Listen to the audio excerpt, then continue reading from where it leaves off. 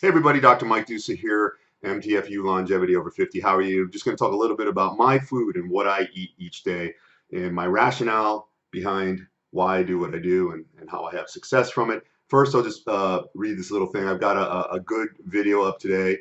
You may want to go to MTFU Longevity Over 50 and subscribe at YouTube. And listen, you don't have to even subscribe. Just go there and watch the video that I put up today. It's free. It's all free. No obligation. It's information. It's potent information. But in any event, I gave a little primer here on my webpage. Bruce Lee training tips for men over 50. The video is up today. And some of the bullet points are why you should never break the kinetic chain, the mind-muscle connection, only lift what you can lift, why you should train your abdominals every day, so on and so forth. So, I got a picture of Bruce Lee up there with his ripped abs, and I had to throw one of myself with pretty ripped abs. But somebody chimed in, very nice guy. He says, listen, this is true. But I'm very lazy for training abs. I only started training abs hard after 40. Okay. I said, well, there's your solution. Don't be lazy. So, look, most of the time the solution is within you. It's you who's not doing the work, or you who has decided that you don't really want what you say you want. Because this stuff's hard. And I'm building programs and systems now, which will be available for sale. And I've got to tell you, because I strive to not have a bullshit factor, it may be harder to sell my stuff. I don't really care. I don't need the money. It's not why I do all this. But, aren't you tired of the bullshit everywhere? I mean, enough of that. Look, I eat healthfully, yet inexpensively. Denise and I probably eat out in restaurants 2 or 3 times a week.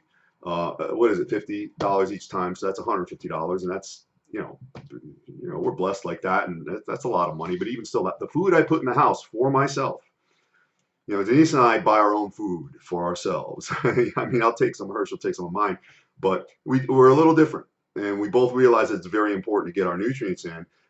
I spend about $60 a week, $70 a week. It's not a lot of money for food. And I will tell you this, another thing that you'll hear, just to segue for a second, is I don't have time to eat 5 or 6 times a day. Well, yeah, that 5 or 6 meal a day thing is out there and effective for some people, but right now I'm maybe at 4 meals a day, and I'm finding because my caloric expenditure is a little lower. My training volume is down. I'm practicing a little more economy of movement. I'm eating less, so I'm not going to force 5 or 6 meals in if there's not a deficit that will be replaced by those nutrients. So 4 meals a day, and listen, if you have time to take a piss, you have time to eat. All right. And eating, listen, it should not be a social event.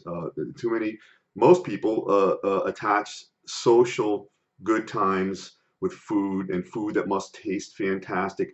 Eating to me is a chore, which, when I do it correctly, gets me the results that I want, because I really want those results. So it's not hard for me to eat the foods that I'll mention to you in a few minutes. But you've got to get away from that whole your taste buds are dancing, exploding with joy and taste. Because just like Jack LaLanne said, if it tastes too good, it's probably bad for you, so you should spit it out. And I will tell you this, if your food is overly tasty, it's probably got too much oil, too much fat, too much sugar, preservatives, all that crap. And it's no good for you anyhow. And again, it's just like the if it fits your macros crowd, and not to keep bashing on them, because look, they're making effort at least, and that's good. But I will tell you this, when you try to say that, listen, a Pop Tart is the same as a grilled chicken breast, I just say this, very easily dispel that nonsense, in that, why are there different octanes of gas? You got your low, your medium, your high. You got the highest performing car, you put the best gas in because it performs better. So listen, I put that grilled chicken breast, or that wonderful cooked to perfection turkey in my body. It's going to help my body run better. You put a top Pop Tart in, it might be equivalent calorie wise, these macros or whatever they talk about, but it's shit, and it's like putting rock gut in your car, or gas with sugar in it or something. It's going to fuck your engine up. It's just, listen, no good is going to come out of it. I'll allow you this. No bad will come out of it, but it certainly will not put you ahead. All right. Just going on, it's, I always hesitate because there's so many different ways I can go. Again, if you don't feel you have time, Okay, you really haven't committed to your goal. Spacing out the food is important. And I think certain things that your food should have is high fiber. I get 20 to 30 grams of protein per meal. Stay away from simple sugars.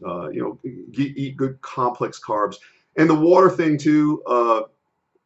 I don't carry a gallon of water around, and the guys in my demographic, 50 and over, are not going to carry a gallon around. Some of them are executives. They work in offices. They're not going to go into a meeting carrying a gallon of water.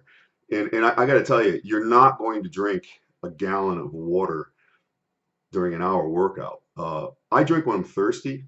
Uh, some people say, "Oh, you're already dehydrated when you're thirsty." I don't know if that's true. I can tell you this: drink when I'm thirsty, and at the end of the day, I probably do get about a gallon of water in.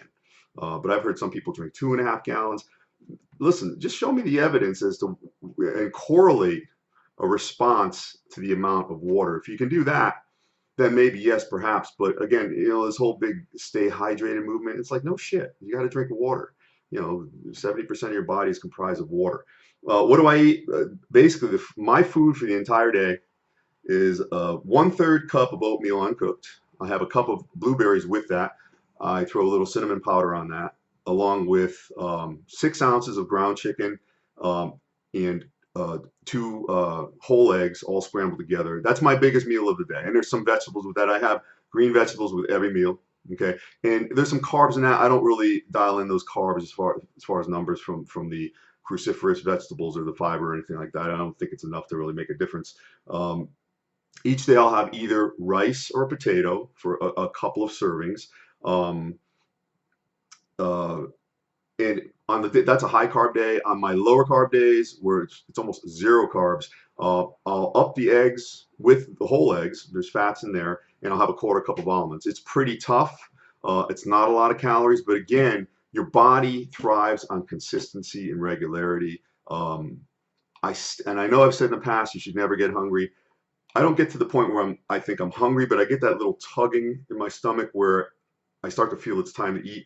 I'll wait until I feel that, and then I'll eat. I think that's a good thing to do, and especially on those low carb days and the higher fat.